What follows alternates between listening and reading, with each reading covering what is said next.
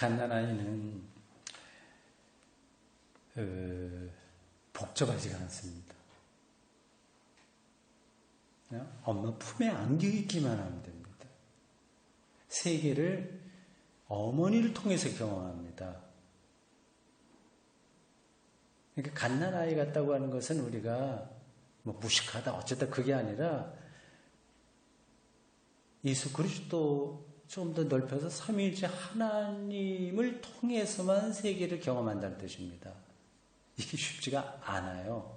온통 머릿속에는 다른 게 가득 차 있습니다. 이게 주일날 한 번 와서 예배를 드리는 것, 그게 이제 우리 삶에서 한 부분이고, 나머지 시간들은 이게 전부 다 이제 세속 메커니즘에 완전히 떨어져 살거든요. 이 자본주의라고 하는 이건 우상숭배입니다. 근데 이걸 어떻게 극복하느냐 이게 쉽지가 않습니다. 그래도 그걸 벗어날 수도 없고 대개는 그 방식으로 다 모든 시간들을 일주일 내도록 보내다가 일주일에 한 번 와서 예배를 이제 준비도 되지 않죠. 머릿속에 뭐 다른 게 많이 있으니까 이제 그렇게 이제 평생 우리가 살다 보면 이게 뭐 기독교인으로 사는 거야 아니야 뭐 이렇게 생각될 때가 많이 있어요. 갓난아이들 같이 순전하고 신령한 젖을 사모하라.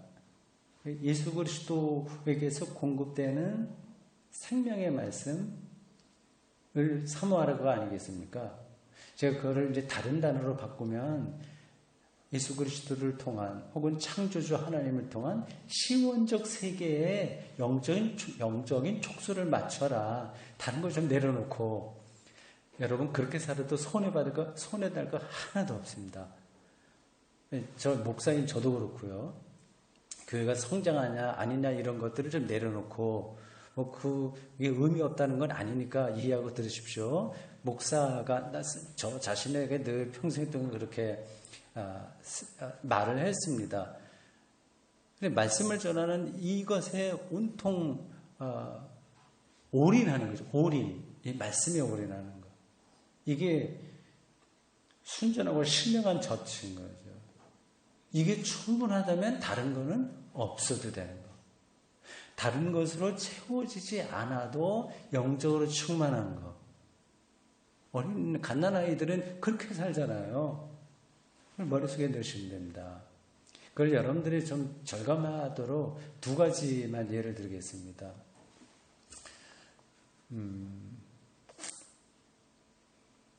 하나는 이제 시원적인 말씀의 세계 혹은 아주 근원적이라는 뜻입니다. 그거 시원적인 하나님의 창조 그리고 영의 활동 삼위일체 참 우리 초기독교 이 교부들한테 정말 우리 감사해야 됩니다. 삼위일체를 기독교의 가장 중요한 하나님 이해로 붙들었잖아요. 이건 정말 역동적인 그 힘이 있는 개념입니다. 삼위일체. 그건 뭐 사도신경에도 3번 믿는다는 말이나 거니까 그건 뭐 여러분들이 나중에 다른 데서 삼위일체 이렇게 인터넷으로 여러분들 찾아볼 수 있을 겁니다. 그것에 대한 책도 무지하게 많아요. 신학책도 무지하게 많아요. 지금도 씁니다. 그것에 관해. 어거스틴의 삼위일체가 뭐냐, 터툴리안의 뭐냐, 지금도 계속 그것에 대해서 쓰고 있습니다. 그 창조주 하나님, 아득한 저 우주 전체까지 우리가 지금 전혀 모르고 있는 아주 그 우주의 한 변방에 희미하게 빛나는 희미한 작고 희미하게 빛나는 푸른 별 지구에 우리 있는데 이 너무 어마어마한 이 모든 세계를 하나님이 창조했다고 우리가 믿는 사람도 아닙니까? 그러니까 궁금해야 되잖아요. 그게 우리는 뭐 그런 거 관계없어. 우주 물리학 관계없어. 미시 물리학 관계없어. 생물학 관계없어. 그냥 말씀만 읽고 우리는 교회 생활만 하면 돼. 그것도 아름다워요. 그러나 창조주 하는 사도신경이 나오잖아요. 하나님께서 전능하다고 하는 그분. 그분을 우리가 믿고 있는 거예요. 그러니까 다른 걱정은 내려놔도 됩니다. 그러니까 우리가 이해타산 이건 어쩔 수 없긴 한데 우리 머릿속에는 이 자본주의가 주입시킨 게 꽉 들어 있습니다. 꼼짝달싹 못하는 거예요. 근데 하나님은 전능하신 거예요. 그러니까 없는데 무에서 세계를 창조하셨고 죽은 이들 가운데서 예수를 살리신 분이라고 하는 것을 아주 실질적으로 느끼신다면 내가 정말 지금 죽을 지경이야. 죽은 것 같아. 세상에 난 죽을지 몰라. 우리 집안이 망할지 몰라. 이런 거 어쩔 수 없이 힘들긴 하지만 기독교 신앙을 붙든다면 거기서 이제 새로운 희망을 안고 버텨내면서 살게 됩니다.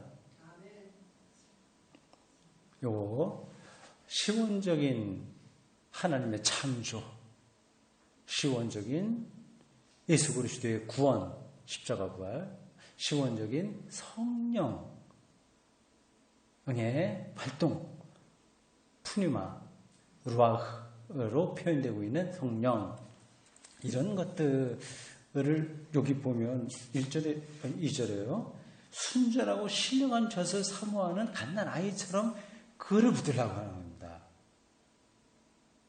이거를 이제 어떤 뜻인가를 이제 여러분들에게 좀 설명하려고 약간 인문학적으로 두 가지 예를 들려고 합니다.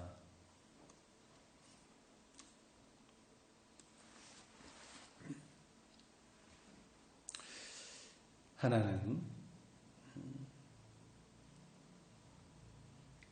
사람의 직립보행입니다. 직립보행. 이렇게 서서 걷는 거야. 이게 시원적인 하나님의 창조와 섭리의 한 부분입니다. 여러분 보세요. 내가 이렇게 걷고 있는 것 자체로 황홀할 수 있다면 다른 거 필요 없어요. 호모 에렉투스라고 하는 말을 들어보신 분이 있을 겁니다. 호모 에렉, 그 직립인이라는 뜻입니다. 서서 걷는 인간. 이게 우리 인간의 조상인가? 예.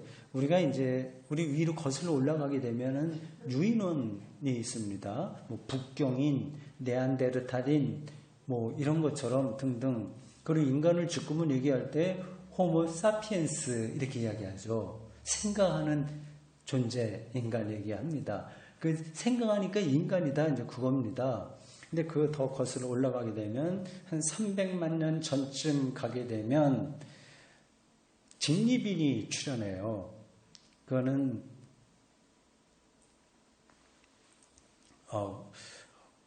거기까지는 가지 않겠습니다. 여기 안산교회 여기 이가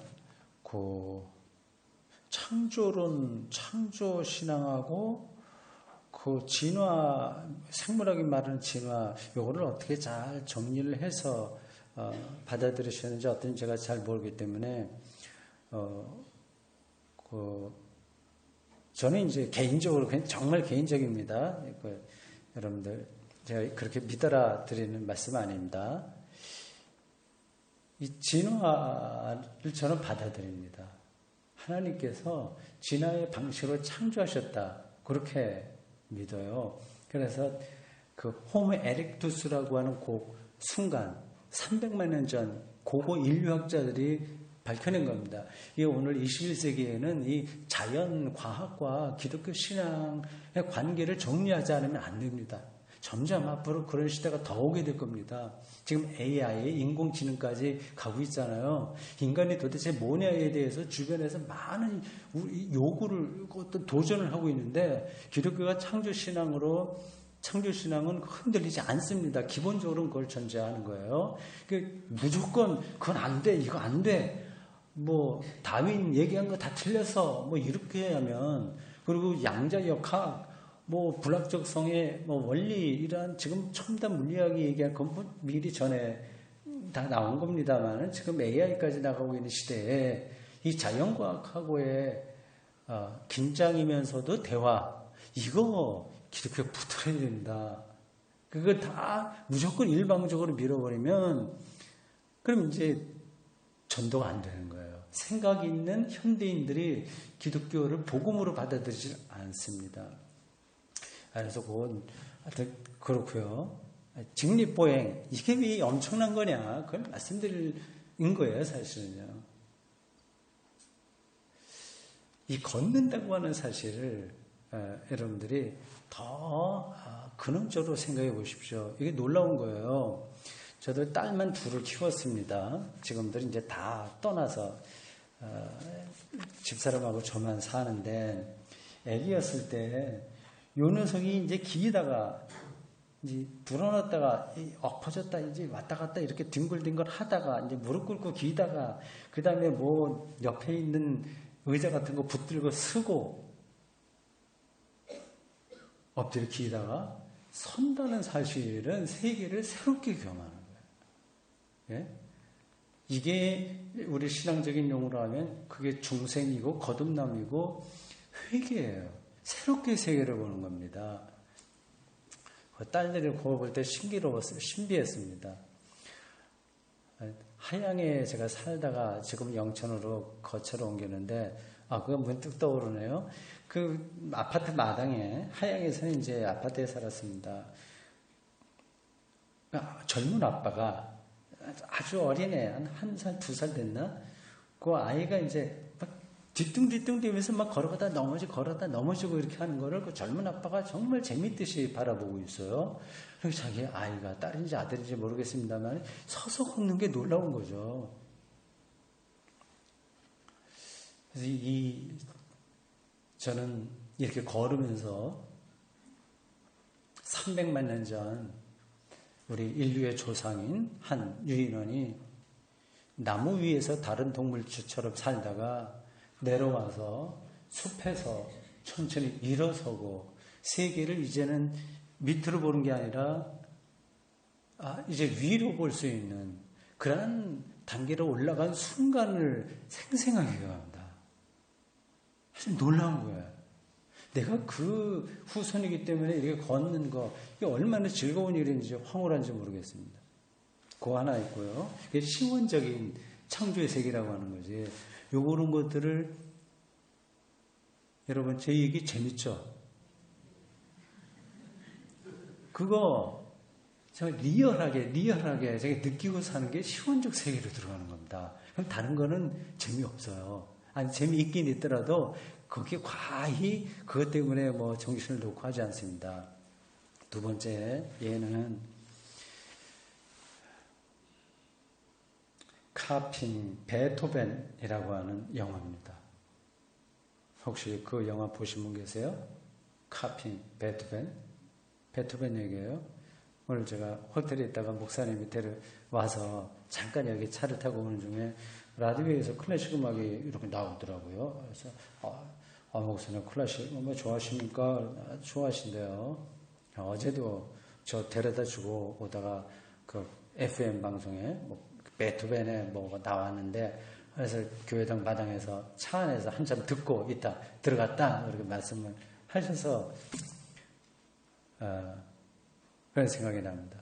베토벤, 카핀 베토벤에 대한 이야기입니다. 간략하게 하겠어요.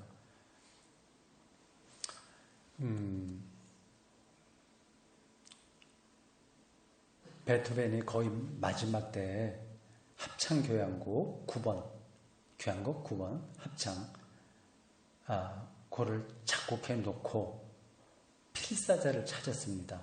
그 당시는 이제 작곡해 놓으면 그걸 누가 필사를 이렇게 정확하게 이렇게 써주는 사람이 따로 직업적으로 있었습니다. 그래서 그거를 인쇄해야 되거든요. 근데 자기에 속해 있었던 그 필사자, 이제 카피해 주는 거죠. 카피해 주는 그 친구와 같았던 그 사람이 심한 감동이, 독감인가 뭐에 걸려서 그걸 못해요.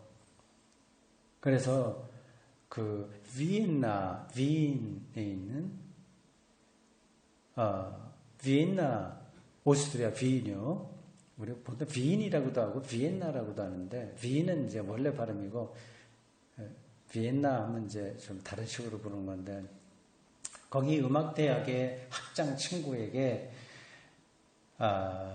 이거 카피해 줄 수 있는 사람 하나 보내달라 요청을 합니다. 하여튼 거기서 벌어지는 이야기를 재밌게 끌어갔습니다. 앞뒤로 다 제가 끌어내고, 그 온 사람이 누구냐 하면 그 해에 수석으로 졸업한 여학생이에요. 음악대학에. 그때 에피소드 요거는 하고 넘어가야 되겠네요. 근데 요거 카피해봐라 그래서 자기 작곡한 거 일부를 줬습니다. 며칠 후에 왔어요. 딱 베토벤이 펼쳐봅니다. 쭉 보더니 비교해보더니 이거 악보 보표 요거 잘못된 거 아니야? 이거 내가 하라고 하는데 안 했네. 그랬어요. 그랬더니 그 수석 졸업 그 학생이 하는 말이, 선생님의 그 작곡 그것에 따르면 이게 특징이 있거든요. 모든 작곡이 여러분들이 콩나물 대가리 왔다 갔다 하니까 막 하는 것 같지만 손꿈과 같은 겁니다. 이게 그 사람만의 이 음악적인 손꿈이 다 있어요. 그걸 이제 이 여학생은 안 거예요. 그래서 그것에 의하면 선생님, 내가 그렇게 고쳐놓은 거 여기 맞습니다. 한 거예요. 그러니까 베토벤이 이 여학생을 시험하려고 일부러 그거만 다른 데로 돌렸어요. 또 그거마저 찾아냈습니다. 이 여학생이. 대단한 거죠.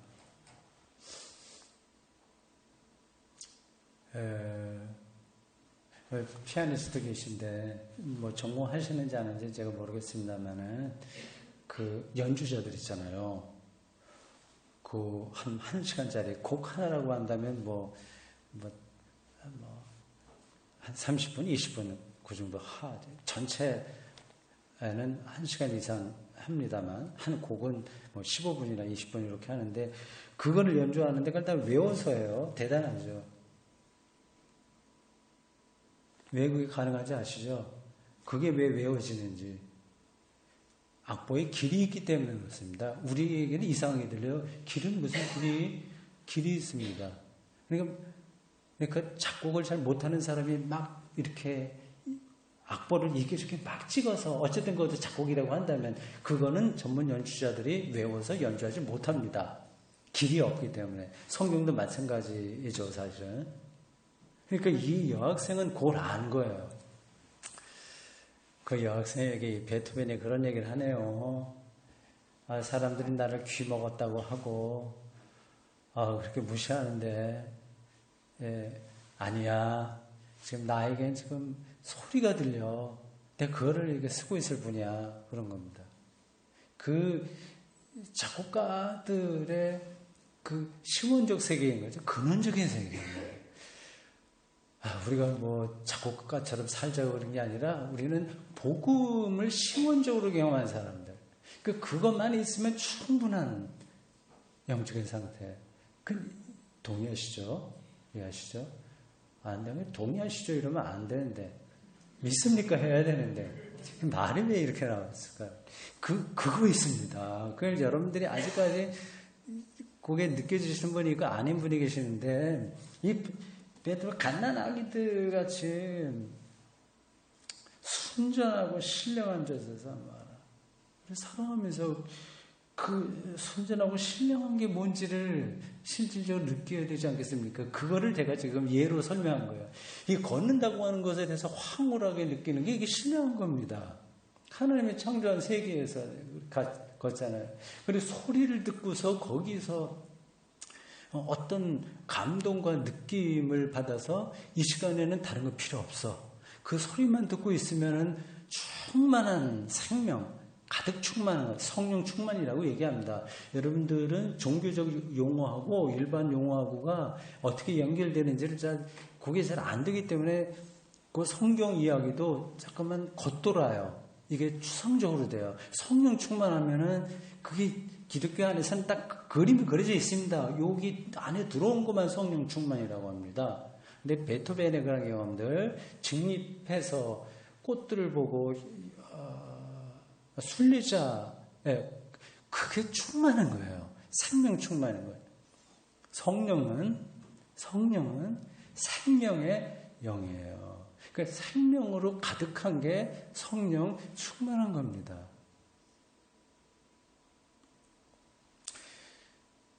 갓난아이들 같이 순전하고 신령한 젖을 사모하라. 그런 말미암아 너희로 구원에 이르도록 자르게 하려 합니다. 이렇게 쭉 나가고 있습니다.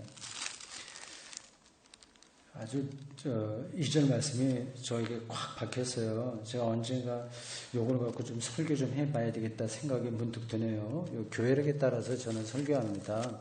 세계교회력에 주어진 그 렉셔너리가 있어요. 성서 1과 혹은 성서 전과 뭐 이렇게 저렇게 좀 부르는데 3년 주기로 성경을 읽는 겁니다.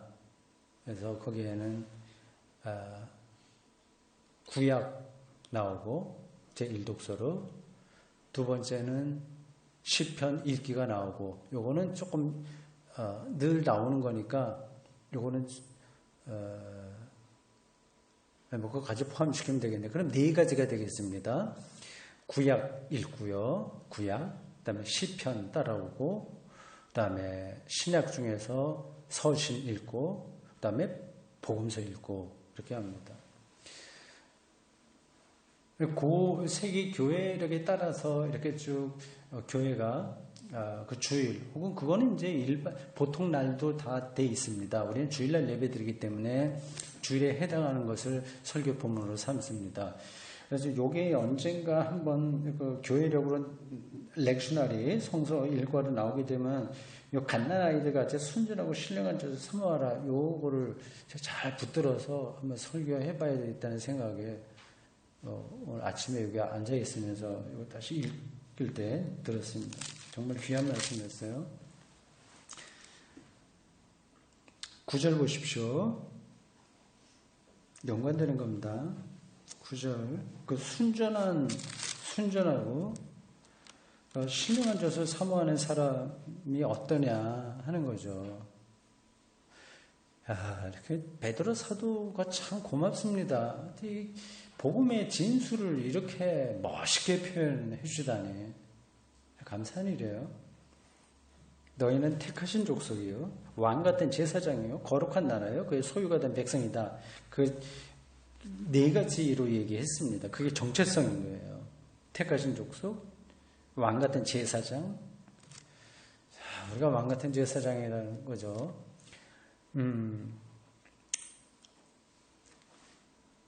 제사를 드리는 제사장, 목사만이 아니라 모든 기독교인들은 제사장입니다. 하나님과의 관계에서 자기의 존재 근거를 느끼는 사람인 거예요. 그러니까 돈을 버는 것으로 자기의 존재를 느끼는 게 아니라 하나님에게 자기를 드리는, 그러니까 하나님의 생명에 참여하고 그를 향해서 찬양하고 감사하고 하는 것에서 자기 거룩한 정체성, 그걸 찾는 거죠. 이게 돼 있다면 우리 삶을 전혀 다른 차원에서 사는 겁니다. 에릭 프롬의 표현을 빌린다면 소유지향적으로 살지 않고, 이건 정말 피곤해요. 소유지향적인 거가 아니고 존재지향적인 삶이, 그 전문적인 용어로 패러다임이, 세계를 생각하는 틀이 다 바뀌는 겁니다. 내가 왕 같은 제사장, 왕은 누구의 지배를 안 받아요. 그러니까 하나님과의 관계에서는 지배받지 않고 우리가 제사장으로 살 수 있는 겁니다. 그런 표현들 조금 너무 신학적이고 거리가 멀어 이렇게 들리는 분이 있을 겁니다. 더 생각해 보십시오. 그 다음 거를 제가 말씀드리려고 합니다. 제가 조금만 더 하고 마치겠습니다. 새벽 시간인데 여러분도 출근하셔야 될 분들도 있고 시간 바쁘신 분들은 좀 가셔야 됩니다. 오늘 이렇게 했으면 좋았을 텐데 일부러 마치고 가실 분들 빨리 가고 나머지 분들은 더 있다가 7시까지 천천히 요거를 더 해도 될 것 같은데 가실 분 가셔야 됩니다. 그래도 어쨌든 새벽에는 제가 60분만 맡았으니까 그 가능한 대로 그 시간을 지키도록 하겠습니다. 그 다음을 제가 인상 깊게 읽었어요. 물론 다 귀한 말씀인데 하나도 빠뜨릴 말들이 없어요. 그 베드로 사도를 생각하면 이 모든 말씀들이 살아 움직이는 겁니다. 이게 사실은 베드로가 쓴 건 아닙니다. 베드로의 신학적인 영향을 받은 어떤 사람이 쓴 겁니다. 여러분들이 그 5장 맨 끝에 가면 직접적으로 그런 표현도 나와요. 5장 12절에 보면 이렇습니다. 내가 신실한 형제로 아는 실루아노로 말미암아 너희에게 간단히 써서 권하고 그 1장 2절에도 보면 택하심 받은 자들에게 편지했다 하고 요 끝나는 부분에서도 간단하게 써서 권한다 했습니다. 근데 자기가 직접 쓴 게 아니라 실루아노가 쓴 거예요. 실루아노로 말미암아 실루아노 신라예요. 이건 베드로의 제자입니다. 그러니까 이 베드로 전서에는 베드로의 영성과 이 바울의 영성이 같이 이렇게 들어있다. 그렇게 신학자들이 보고 있습니다. 베드로의 신학 영성 그리고 바울의 영성 다 이런 것들이 있기 때문에 근데 그런 것들을 좀 마음에 담고 읽게 된다면 어느 한 부분도 허투루 대할 게 없습니다. 제가 어저께 말씀 1장 1절 보면서 본도, 갈라디아, 갑바도기아, 아시아, 비두니아에 흩어진 나그네 이 한 단어가 굉장히 가슴 떨린다 전했어요.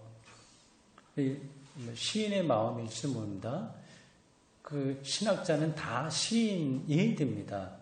목사도 마찬가지고 그런 마음으로 읽으면 이 베드로 사도가 혹은 베드로 사도의 신학적인 영향을 절대적으로 받은 그리고 바울의 신앙의 전통도 받은 어떤 사람이 본도, 갈라디아 이쪽에 있는 교인들을 생각하면서 이 글을 썼다는 사실이 너무 감동적인 겁니다. 우리 안산 해오름 교회 가지 연합으로 하는 것은 이렇게 모여 있는 사람들을 머리에 두고 아주 간절한 마음으로 이거를 썼다는 거를 보면 어느 한 구절 우리가 어디 허투루 대하겠습니까? 다 살아있는 이야기인 거죠. 그래도 그 중에서도 특별히 더 와닿는 부분들이 있지 않습니까? 9절, 2장 9절 그 중반 이후에 보면 이렇습니다. 어두운 데서 불러내어 너희를 어두운 가운데서 불러내어 그의 기이한 빛에 들어가게 하신 이의 아름다움 덕을 선포하게 하려 하심이라. 어둠과 이 빛이 대조되고 있습니다. 이 어둠하면 잘못하고 죄졌고 깡패 파렴치한 이런 것들로만 생각을 합니다. 그건 일부예요. 그러나 어떤 다른 근원적인 것에서 나온 결과들입니다. 이 어둡다고 하는 것은 두 가지로 간략하게 말씀드릴게요. 그러니까 여러분들이 저는 와서 5번 강의하면서 여기 있는 거 대단한 거 아무리 많이 이야기해봐도 다 잊어버립니다, 여러분들이.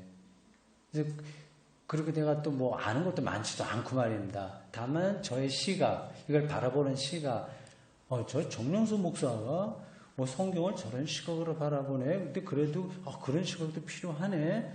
나도 그걸로 한 수 배울 게 있을까? 그런 건 조금 느껴도 저는 소기의 목표 와서 강의한 그게 이루어진다고 봅니다.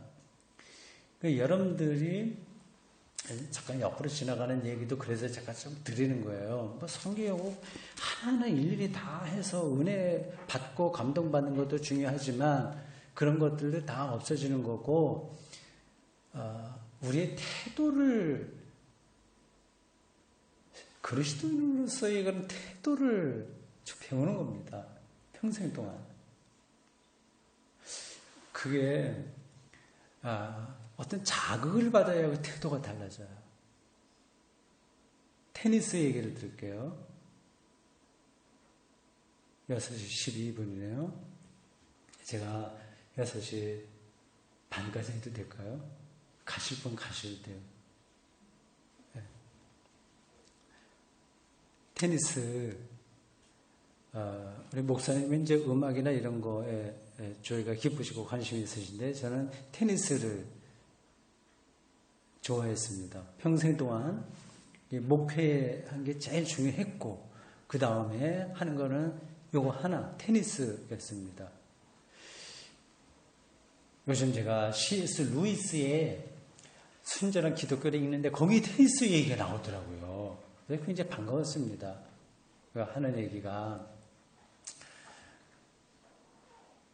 테니스를 잘 치는 사람은 그 공과 자기 몸을 통해서 이루어지는 그 테니스의 체질, 그거를 잘 익힌 사람이다. 그래서 그 사람이 테니스를 실제 게임할 때 실수를 하더라도 그거는 중요하지 않다. 그 체질이 남아있으니까. 근데 반대로 어떤 사람은 실력이 없어요. 근데 우연하게 잘 쳐갖고 그 점수를 얻었다. 근데 의미가 없다는 겁니다. 그 체질에 테니스의 그게 수준이 낮기 때문에 이게 신앙생활하고도 비슷합니다. 신앙적인 체질이 있어요. 신앙적인 근육이라고도 말할 수 있습니다. 그게 갖추어진 사람이 있고 그렇지 않은 사람들이 있어요. 성경 읽기도 그런 건데 어쩌다가 뭐 은혜 받아갖고 봉사 많이 하는 거 그건 이제 테니스 실력이 없는데 우연하게 쳐갖고 점수를 얻는 거하고 비슷한 겁니다. 근데 어떤 사람은 또 실수도 하는 사람이 있어요. 그래도 그 사람 속에 기독교인의 태도, 방향, 순례자로서의 그 자세, 그리고 삶에 대한 이해, 근본적인 기독교적인 이해, 그런 것이 잘 갖춰진 사람이라고 한다면 그 실수하는 것도 괜찮다, 용납한다는 게 아니라 그게 극복된다는 얘기입니다. 그러니까 테니스를 예를 들면서 C.S. 루이스가 그런 얘기를 해서 번쩍 들어왔습니다. 테니스 칠 때에도 이게 꾸준하게 느는 사람이 있고요. 제자리 걸음, 오히려 퇴보하는 사람이 있습니다. 근데 제 경험으로 따지면 이게 좀 비약할 때, 실력이 비약하는 그 순간이 어떤 때냐? 테니스를 나보다 잘 치는 사람의 그 모습을 봤을 때였습니다. 이 테니스 볼만 느낌이 다른 거예요. 튀어나가는 게. 자세가 다르고. 실력이 비슷비슷한 사람들만 있으면 그게 안 돼요. 어떻게 해야, 볼의 느낌과 자기 관계를 어떻게 해야 되는지가 잘 안 들어옵니다. 그래서 평생 동안 우리는 잠깐 반짝하다가 마는 게 아니라 꾸준하게 숨이 끊어질 때까지 기독교인으로서의 삶을 선택한 사람들이기 때문에 이건 추워도 아쉬울 게 없습니다. 다른 거 못해도 괜찮습니다. 2000년 동안 축적된 영적인 보고예요. 2000년이 아니라 더 올라가야 됩니다. 구약까지 포함되어야 되니까 3000년 내지 3500년 아브라함이 갈대 우르를 떠나서 부름을 받는 순간부터 시작하면 3500년 그 이상까지 되는 그 영적인 하나님의 말씀과 그것에 대해서 반응했던 사람들의 삶과 그 신앙이 축적된 게 성경이고 또 기독교라고 할 수 있습니다.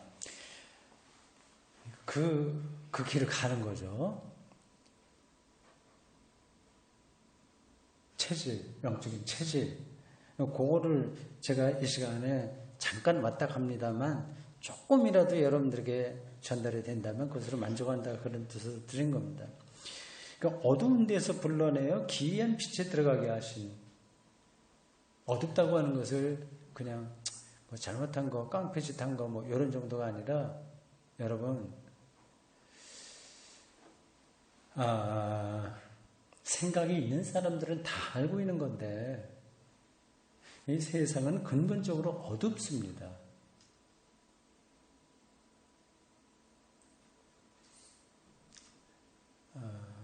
숨어 있다는 거예요, 진리가. 그래서 안개가 가득한 숲길을 가는 것 같습니다. 모든 것을 알고 가는 사람 세상에 하나도 없어요.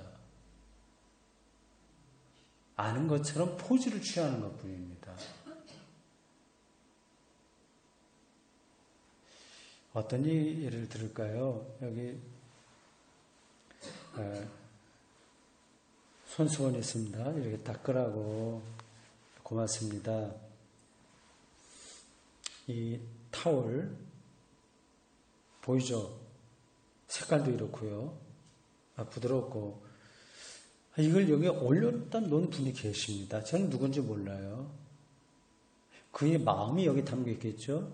숨어 있는 거야. 그러니까 누군가가 여기 올려놓았는데 그 온통 세계가 내가 모르는 것 뿐입니다. 그게 어둠이에요. 모르는 게. 그리고 이런 색깔 나는 걸 올렸을까? 그분이 어떤 생각으로 올렸을까? 뭐 등등이 다 있습니다. 그래서 더 근원적으로 이게 여기까지 오려면 보십시오. 이 간단한 사물이지만 이게 여기까지 오게 된 그 흔적을 한번 생각해 보십시오. 이게 어디서 왔을까요? 여기 진료적으로 어디서 왔는지는 제가 정확하게 모르겠어요. 이게 뭘로 만들었을까요? 뭐죠?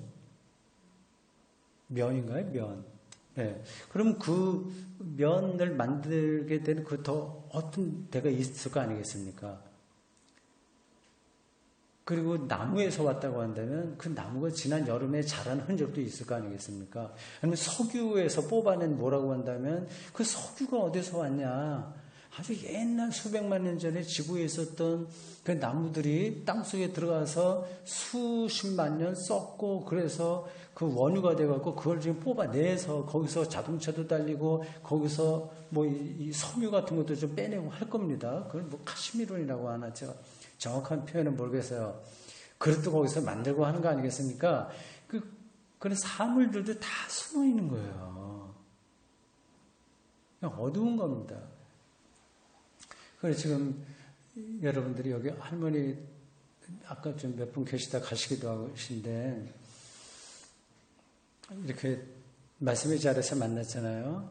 그러니까 그 한 분 한 분의 운명을 생각하면 아득한 겁니다. 저분이 어떻게 교회를 다니게 됐을까? 그분이 시집이 여기 와서 어부의 아내로 살았을까? 아니면 장사하는 남편 아내로 살았나? 그 아이는 몇이나 낳았을까? 아니면 아이가 없어갖고 이렇게 좀 구박받지 않았을까? 다 사연들이 있잖아요. 그걸 제가 모릅니다. 어둠이에요. 이걸 생각하면 현묘라고 합니다. 현묘. 어둡게 묘한 거예요. 그냥 어둠이죠, 사실은. 그런 게 있고, 그런 거가 바탕이 돼서 어두운 데서 있다고 얘기하는 겁니다, 여러분. 그러니까 이거를 단순하게 읽으시면 안 된다니까요. 그러니까, 그래, 어두운 데서 물러내서, 그렇지, 어두운 데서 왔지. 이게 아니라, 지금 제가 잠깐 이야기한 이 모든 것들이 다 들어있는 이야기입니다, 이게.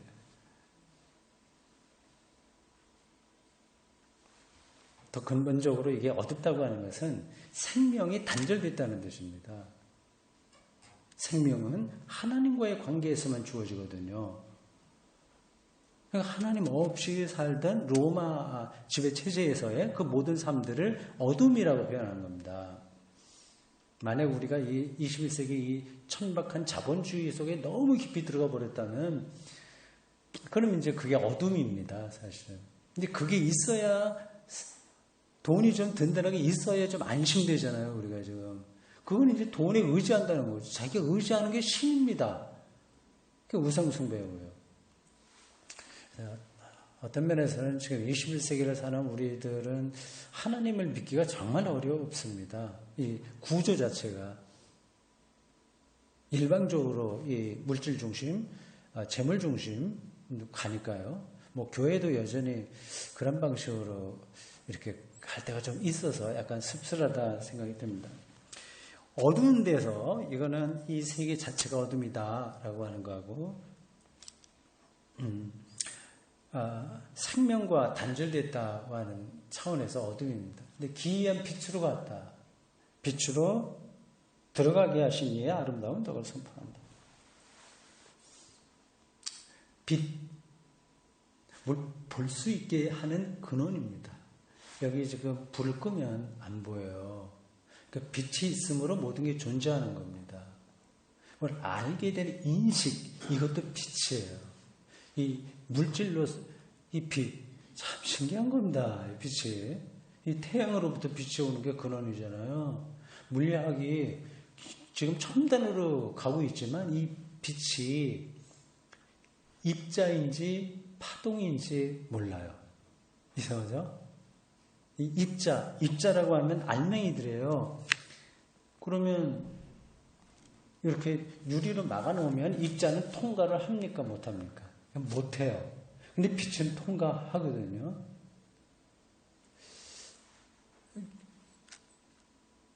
그러니까 빛이 입자가 아니라는 거예요.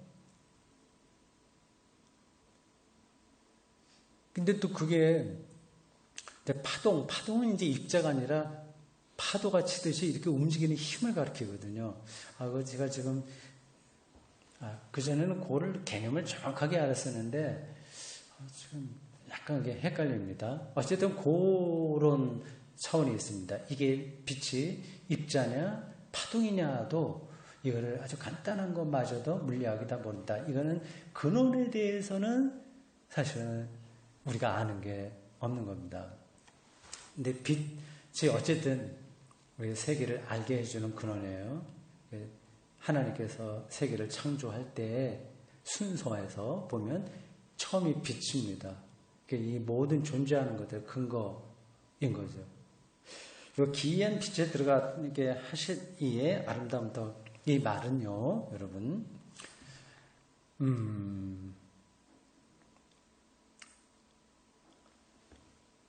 예수 그리스도를 통해서 세계를 알게 됐다는 겁니다.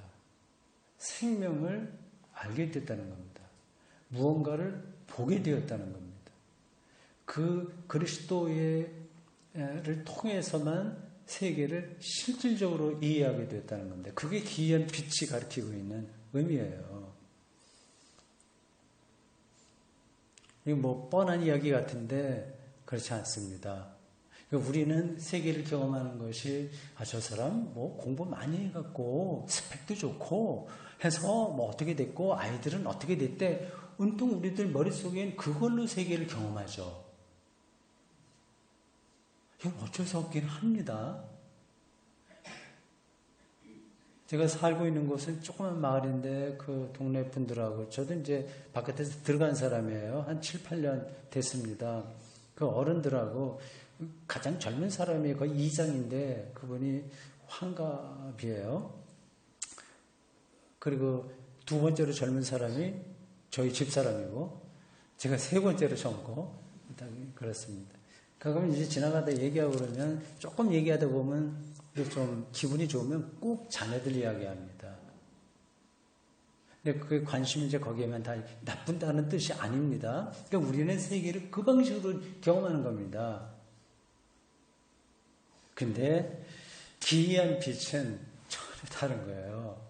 예수 그리스도에서 일어난 하나님의 구원 사건에서 이 세계를 알게 되는 겁니다. 그러니까 내 자식과의 관계도 이 그리스도의 복음 안에서 보니까 정말 보이는 거예요. 이 목회에도 이 그리스도의 복음 여기서 보니까 실질적으로 그게 보이는 겁니다. 이게 어떤 건지가. 눈이 밝아지는 거죠. 거룩한 눈이. 뭐가 밝아져요? 다 아는 건데.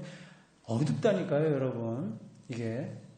이건 볼 수 있는 사람만 보는 겁니다. 그런 경고가 있는데 들어보셨겠죠? 아는 것만큼 보인다. 이게 참 세계가 특이합니다.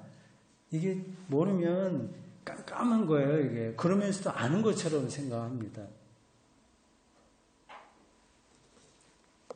자, 제가 다음에 이따 저녁에도 비슷한 얘기 좀 더 하겠습니다. 요게 복음의 일부를 제가 이야기하고 있는데 그거를 너무 우리들은 이제 종교적으로만 채색이 된 상태로 보고 있는 거를 실제가 뭐냐를 제가 잠깐 풀어내는 중입니다. 네, 뭐 이제 저녁에도 하여튼 연관돼서 그런 얘기들을 좀 할 것 같습니다. 오늘 새벽 시간의 핵심은 어두움에서 기이한 빛으로 하면 여러분 되겠습니다. 기도하겠습니다. 주님, 오늘 이 종이 두서없이 주문부원 본인 혼자 은혜 받아서 말하다가 혹시라도 우리 함께 모인 교우들 오히려 잘 신앙이 정리되는 게 아니라 어순해진 건 아닌지 부끄럽습니다.